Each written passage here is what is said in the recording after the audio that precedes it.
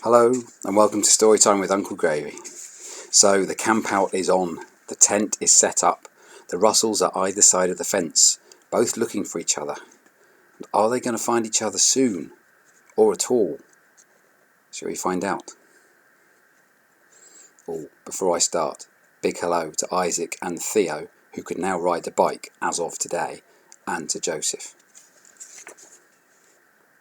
Hollie and Jake were both looking out of their bedroom windows that evening as their parents made dinner and wondering what effect the whole would have had. Would they see hedgehogs? Or maybe even badgers? Or would they just have to be happy with a midnight feast and more stargazing? Hollie had still not shaken the picture in her mind from the first campout, but had now very nearly convinced herself that Jake's explanation must be right. After all, who actually believed in fairies at the bottom of the garden? Especially fluffy ones. Fairies were meant to look pretty, weren't they? In the summer months, you could tell the time of the day sometimes, even if you didn't have a watch. The fields on the hill that the children's gardens looked over to would change colour through the seasons, but also through the day. Right now, they were a beautiful golden biscuit-like brown and actually seemed to be reflecting the light. The starlings had already gathered in the trees and bushes nearby, then set off for the piers on the seafront, where they would roost, cuddling together to stay warm and safe, and providing amazing sights for the people walking along the seafront as they swirled and tumbled together. And tonight, the seagulls were joining in too. Summer evenings, when the air was still warm, they seemed to just come out to play, circling around each other and calling out to friends, with only a few beats of their wings needed every now and then. The young ones would squeal and moan, begging for food loudly while sitting on a rooftop, but the adults seemed to ignore them, too content with circling higher and seeing as far as they could. Hollie and Jake were keen bird watchers and used to try and correct people when they talked about seagulls, because no such bird can be found in any book. But they soon learned that people didn't like bothering with talking about herring gulls, lesser blackbacks, fulmars or black-headed gulls. Bunching things together that looked similar or giving them the same name was good enough for some people, but Hollie had decided at an early age that she would never do it. At long last, dinner was eaten, the plates were cleared away, and Jake arrived at Hollie's house, holding one more thing to go in his backpack. He had been into town with his parents that day to visit the big bookshop and spend a token that he found in his room next to his money box.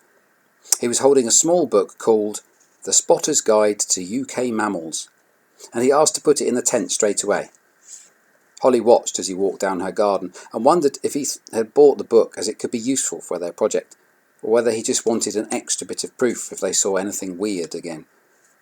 Either way, she thought it might be a good thing to have in the tent, so was smiling at him as he returned. "The tent with all our stuff looks great, Hollie, and it's still so warm out there. I think we're going to have a good night." Her smile had bounced back from Jake as the parents went through the rules for the night, or just a couple of things to remember, as they called them. She was relaxed, but she was also excited at what could be in store.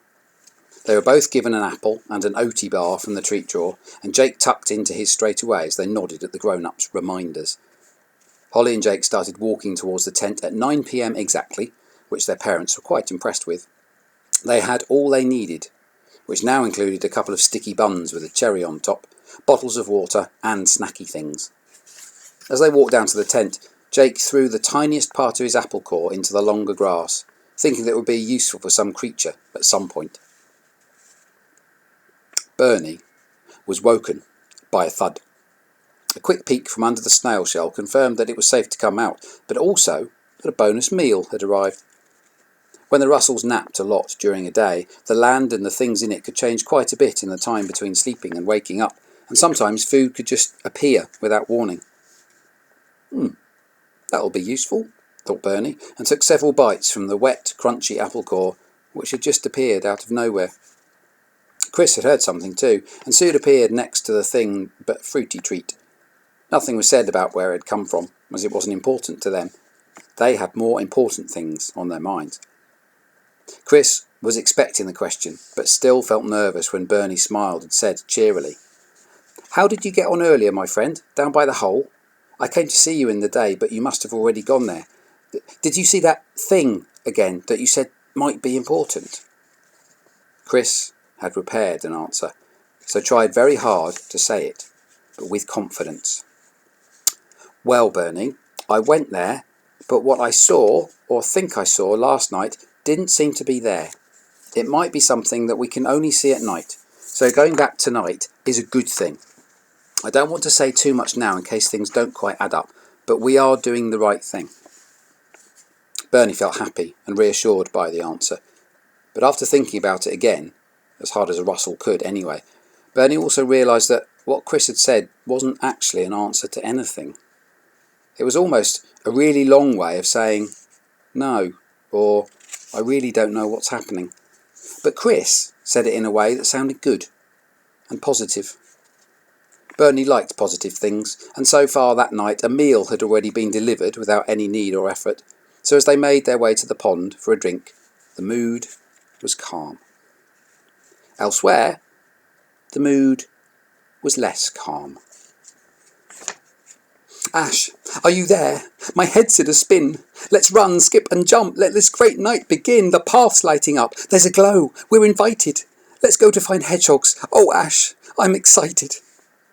Ash had been awake for exactly 3 seconds before Darcy's fast and urgent tapping on the pot had begun, so it took a few moments to focus, remember what was happening, and to remember what the plan was for the night.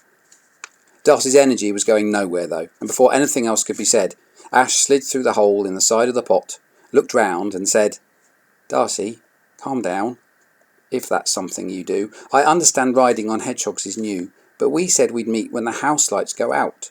There's no need to jump and to bounce and to shout.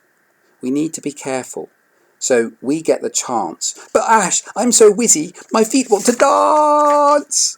Darcy span around and round on the spot after interrupting, until dizziness took over and things went quiet with a flop to the floor. Ash looked and smiled. Darcy could even make falling over look like a performance, and had landed in a star shape, staring straight up into the sky, which was now starting to be pricked by tiny dots of light from millions of miles away. Although there was almost a visible glow of excitement around this strange star-shaped body, it did appear that Darcy had been doing a lot of thinking.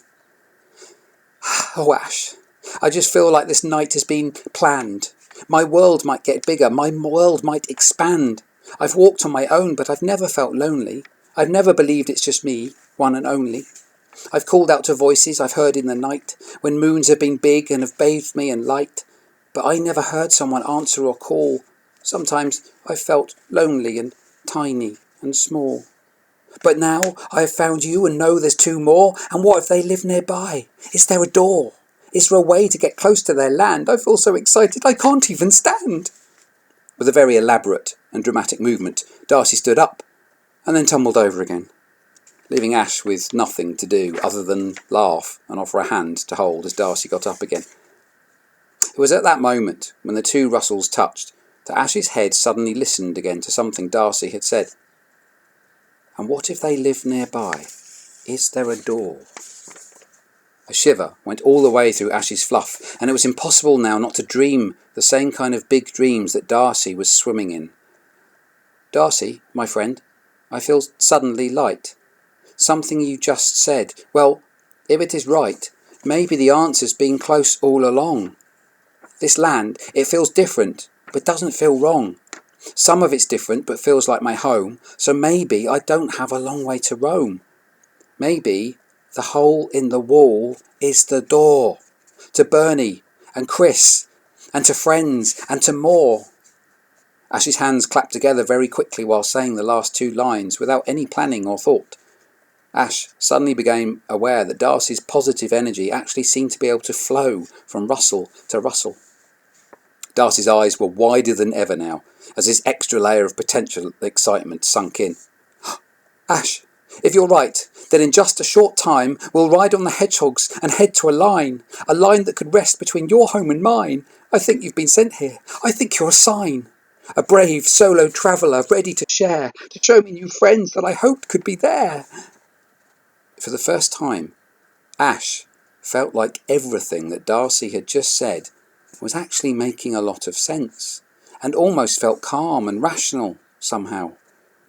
They were both feeling very happy now, as they began walking towards the area where Tilda and her sisters would soon be meeting them.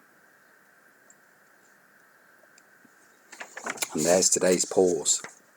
So we've got to pause this evening, and we've got to wait until tomorrow when we find out what happens when the hedgehogs meet Ash and Darcy, and where they decide to go, and how they decide to go there, and what happens when they get there.